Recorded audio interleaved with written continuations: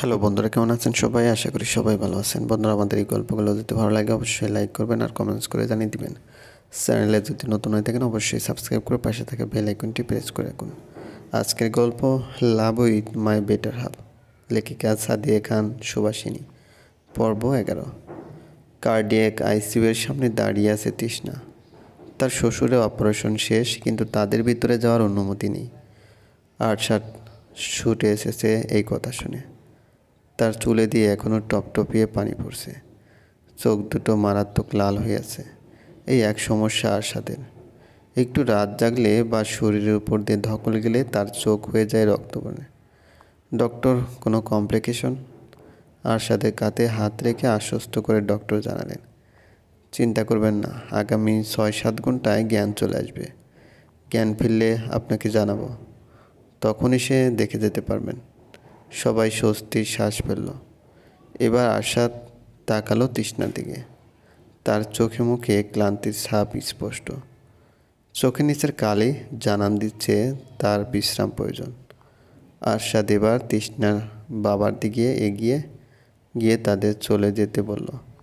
যেহেতু এখানে থেকে তাদের কোনো কাজ নেই, তাই তারা চলে গেল। বাবার সাথে বাসায় ফিরে তৃষ্ণা ক্লান্তিতে চোখ বন্ধ করে আছে।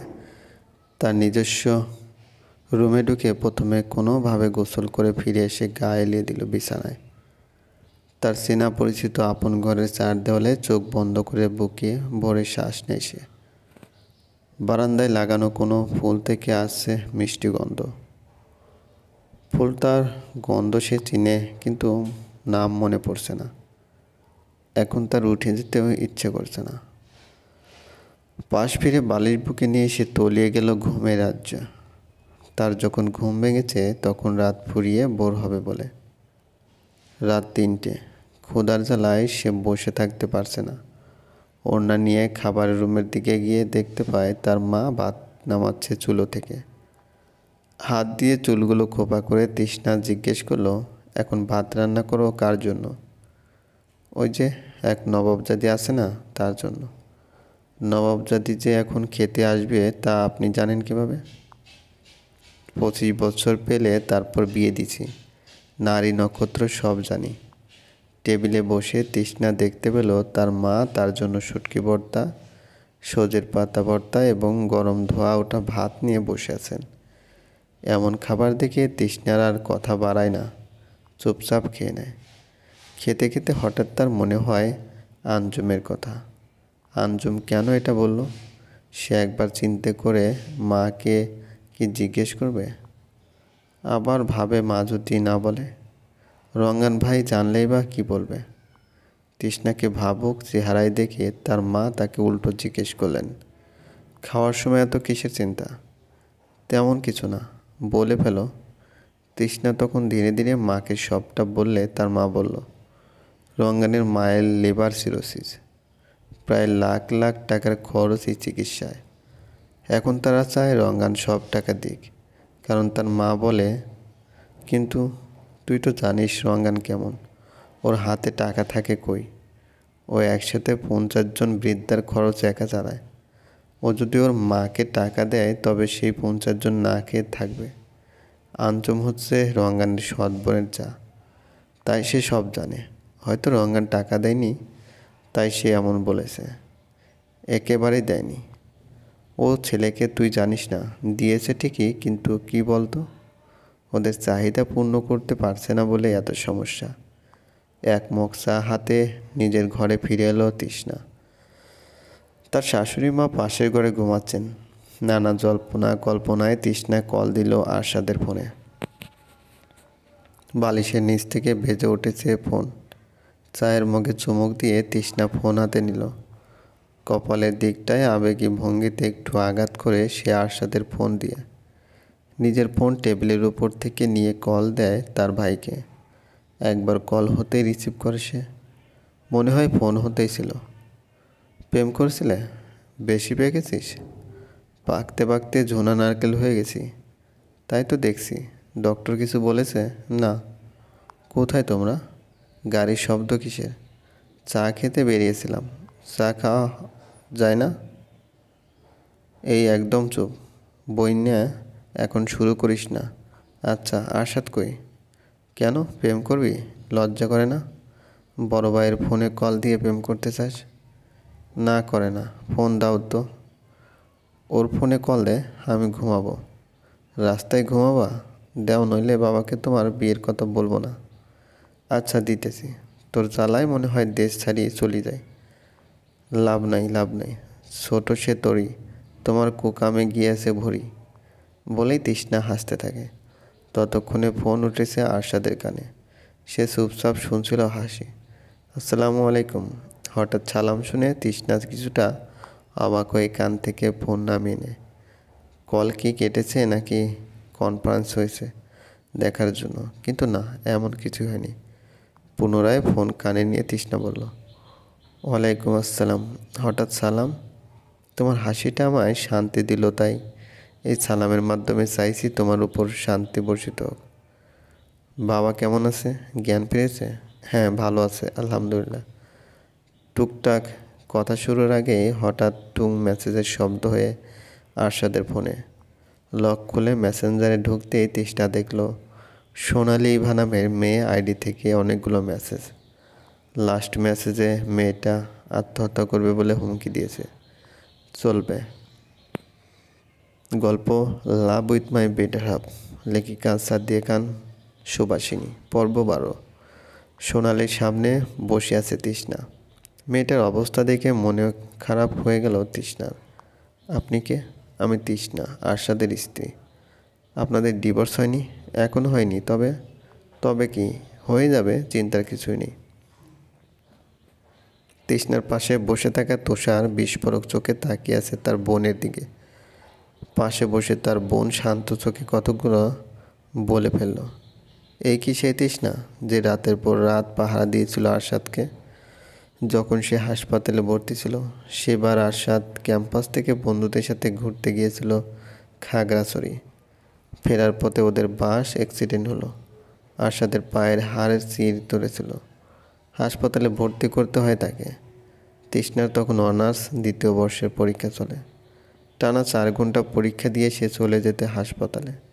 আরশাদের পাশের বেডে একটুখানি জায়গায় আরশাদের মায়ের সাথে ভাগাভাগি করে থাকতো। পুরো কেবিনে ছোট্ট এক সংসার সাজিয়ে ফেলেছিল সে। দিনে একবার বাসায় এসে গোসল করে খাবার নিয়ে ছুটতো হাসপাতালে। আরশাদ তখন পুরোপুরি তৃষ্ণার উপর নির্ভরশীল। প্রচণ্ড বৃষ্টিতে আরশাদের মা বাসা থেকে আর যেতে পারেনি হাসপাতালে। রাত তখন 11টা। আরশাদ হঠাৎ তুষারকে কল দিয়ে বলল, একটু আসবেন? তুষার বৃষ্টি মাথায় নিয়ে দ্রুত ছুটে এসেছিল। কেবিনে ঢুকে দেখে তৃষ্ণা ঘুমিয়ে আছে। আরশাদ বসে বসে একটা ইংরেজি নোবেল পড়ছিল। কেবিনে কোথাও আরশাদের মাকে না দেখে তুষার ভেবেছিল হয়তো ওয়াশরুমে, কিন্তু কিছুক্ষণ পর আরশাদ বলল, বৃষ্টির কারণে সে আসতে পারেনি। তুমি আমায় আসতে বললে কেন? আপনি তৃষ্ণার ভাই?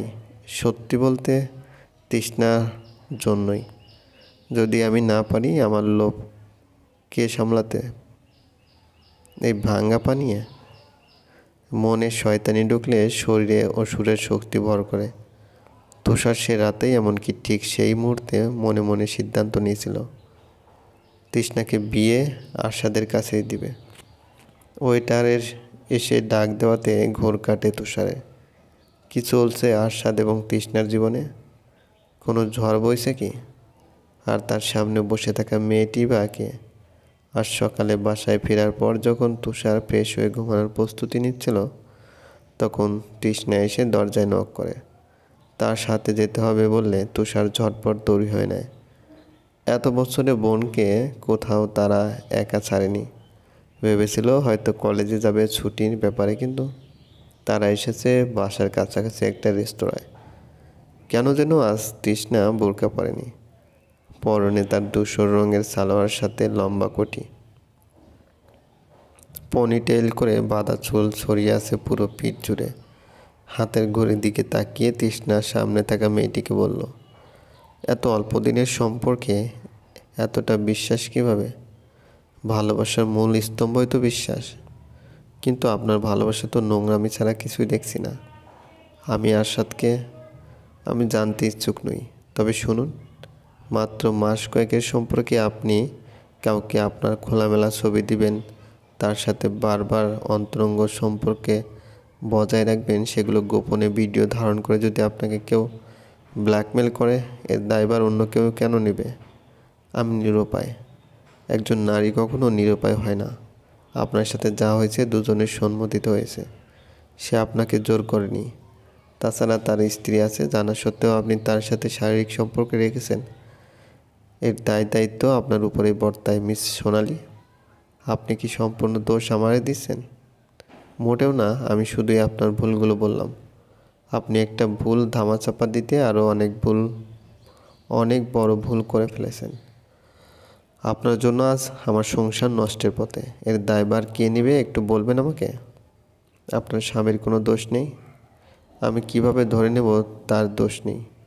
যে ছেলে তার বন্ধুর কথায় স্ত্রীকে তালাক দিতে পারে তার কোনো দোষ নেই?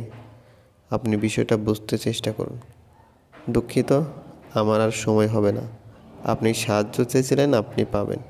এই নিন, এই নাম্বারে কল দিয়ে শুধু বলবেন আমার নামটা, বলে সমস্যার কথা বলবেন। আশা করি সমস্যাটার সমাধান খুব দ্রুত পেয়ে যাবেন। আরশাদ সত্যি আপনাকে ভালোবাসে। ও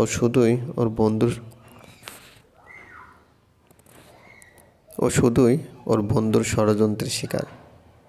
আজ ষড়যন্ত্রের শিকার, কাল যে আবার হবে না এর কি নিশ্চয়তা? আমি আবার মানসিক শান্তি নিয়ে খেলতে পারবো না। ডিভোর্সটা কি সত্যি করে ফেলবেন? হ্যাঁ। তুষার বিল মিটিয়ে তৃষ্ণাকে নিয়ে বাইরে বেরিয়ে আসে। তৃষ্ণা কিছুই খায়নি। এখন প্রথমে তাকে খাওয়ানো প্রয়োজন। রঙ্গানকে মেসেজ করে পূর্বে আসতে বলেছে সে। রঙ্গানের জন্য অপেক্ষা করছিল দুই ভাই বোন। তোকে দেখলেই আমার গলা শুকায় কেন রে? রঙ্গানের কথায় চোখ ছোট করে তার দিকে তাকায় তৃষ্ণা। তুষার ততক্ষণে বিদায় নেওয়ার জন্য প্রস্তুত, কারণ তৃষ্ণার প্রিয় বিরিয়ানি আনতে যাবে। কিন্তু রঙ্গান ইশারায় দেখালো সে সাথে করে নিয়ে এসেছে। তৃষ্ণা বাইকে করে এসেছিল। তৃষ্ণা ভাইয়ের বাইকে উঠতে যাবে, তখন রঙ্গান বলল, আমি কি ডেলিভারি ম্যান? ফুড পান্ডার খাবার সার্ভিস দিতে এসেছি। তুষার বলল, দে ভাই দে, আমি নিয়ে যাচ্ছি, তুই তৃষ্ণাকে নিয়ে আয়। যেতে পারি এক শর্তে। কি? আজকেই ভাইয়ের বিয়ের কথা বাবাকে জানাতে সাহায্য করবে। রঙ্গান হাতে গিয়ে হ্যান্ডশেক করে বলল, ডিল। বাসায় ফিরে রঙ্গানকে সবটা বলল তুষার। আরশাদের বন্ধু রাকিবের সাথে সোনালির সম্পর্ক। রাকিব বিবাহিত। এখন সে সোনালিকে তার খোলামেলা ছবি দিয়ে ব্ল্যাকমেল করছে আরশাদকে বিয়ে করার জন্য, ওর সাথে সম্পর্কে যাওয়ার জন্য। এতে রাকিবের দুটো লাভ। রঙ্গান জিজ্ঞেস করলো, কি? এটা সেই রাকিব যে তৃষ্ণার পিছনে ঘুরত, এবং আমি ওর একটা দাঁত ভেঙেছিলাম তৃষ্ণাকে অ্যাসিড মারার হুমকি দিয়েছিল বলে। এক, প্রতিশোধ নেবে, আর দুই, আরশাদ যেহেতু ওর জালে ফেসেছে, তাই ও চাইলে বিয়ের পর যখন তখন সোনালিকে ব্যবহার করতে পারবে। আরশাদ এসব জানে না। ঠিক সে মুহূর্তে তৃষ্ণার ফোন বেজে উঠল। রঙ্গান ফোন রিসিভ করে আরশাদকে জানালো তৃষ্ণা গোসলে। আরশাদ ফোন কেটে দিল কোনো জবাব না দিয়েই। তার পাশে বসে থাকা রাকিব বলল, ঘণ্টাখানেক আগেই দেখলাম ওই পোলার লগে হাত ধইরা বের হতে রেস্তোরাঁ থেকে, আবার এখন কিসের গোসল? আরশাদ, বিশ্বাস কর ঠিক আছে, কিন্তু তোর বিশ্বাসটা অন্ধবিশ্বাস। সবচেয়ে বড় কথা, তুই যে এত খুশি যে তৃষ্ণা তোর বাবার চিকিৎসার খরচ নিচে সবটা ম্যানেজ করছে।